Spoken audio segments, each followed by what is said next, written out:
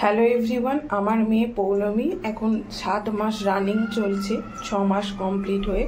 তো ওর জল খাবারে আমি যে খাবারটা বানাবো আজকে ভাবলাম সেটা তোমাদের সাথে শেয়ার করি। তো এখানে দেখো 1 চামচ মতো মুসুর ডাল আছে, আর এখানে বাটির মধ্যে 4-5 কুচো মানে কিউব করে কাটা আলু, কিউব করে কাটা পেঁপে আর কিউব করে কাটা কুমড়ো আছে। তো এইগুলো এখন আমি ভালো করে ধুয়ে পরিষ্কার করে নেব। সবজিগুলো ভালো করে ধুয়ে পরিষ্কার করে নিয়েছি। এখন এই যে একটা কোটো নিয়েছি, ডাল ভাতের কোটো, এর মধ্যে একে একে মুসুর ডাল আর সমস্ত সবজিগুলোই আমি দিয়ে দেব। দিয়ে আমি ফিল্টারের জল দেব। ফিল্টারের জল দিয়ে প্রেশার কুকারে সিটি দিতে দেব। আমি প্রেশার কুকারে নর্মালি সিটি দিই না, ভাত বসাই, সেই ভাতের হাঁড়ির মধ্যে ফেলে দিই, মানে আস্তে আস্তে ভাতটা কম আঁচে দিই।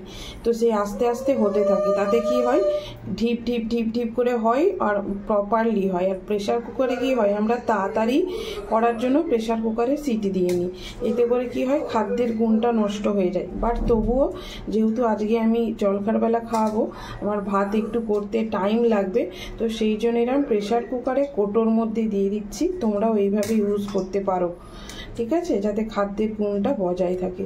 এবার আমি ফিল্টারের জল দিয়ে ঢাকনাটা বন্ধ করে প্রেশার কুকারের মধ্যে দিয়ে দেব। যে এখন প্রেশার কুকারে দিয়ে দিচ্ছি, সিটি দিতে বসিয়ে দেবো। ধিমে আছে 3-4টে সিটি দেব, আঁচ বাড়িয়ে দেব না। তারপর দেখাচ্ছি তোমাদেরকে।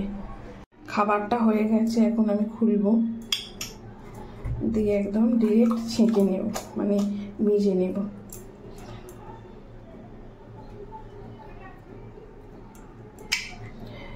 এতে আমি কিন্তু আর কোনো মশলা দিইনি, বাস ওইটুকুই দিয়েছি, না নুন না হলুদ আর না চাল, যেহেতু ওর অন্নপ্রাশন হয়নি সেই জন্য।